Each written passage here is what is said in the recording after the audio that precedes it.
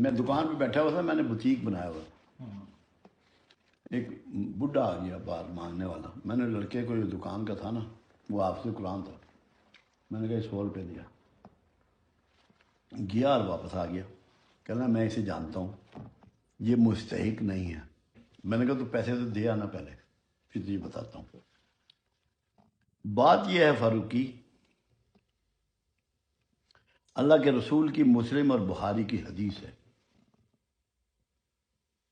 حقدار کو بھی دو، نا حقدار کو بھی دو، حقدار کو بھی دو، نا حقدار کو بھی دو۔ یا رسول اللہ صلی اللہ علیہ وسلم، حقدار کو دینا تو سمجھ میں آ گیا، نا حقدار کو دینا سمجھ میں نہیں آیا۔ فرمایا اس لیے کہ جو تجھے ناحق مل رہا ہے وہ بند نہ ہو جائے۔ اب میں سے کون ہے جو حق ادا کر رہا ہے جس کو مل رہا ہے؟ میں نے یہ حدیث پڑھی نا، سبحان اللہ سبحان اللہ، میرے پاس اتنی لسٹیں تھی بیواؤں کی، یتیموں کی، غریبوں کی، اپنے علاقے کی، جو ہم کرتے تھے، میں نے سب کو آگ لگا دی۔ میں نے کہا اب ہم نے چھانٹی نہیں کرنی ہے،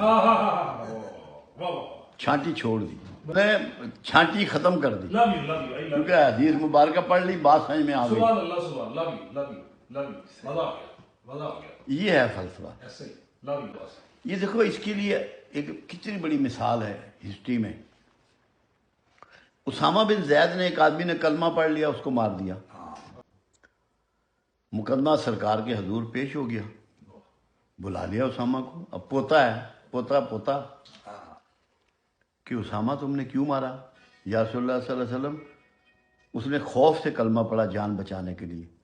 فرمایا کیا تجھے نیتوں کا حال بھی پتہ لگ گیا؟ آپ کو کیا پتہ ہے کہ اس کے حالات کیا ہیں؟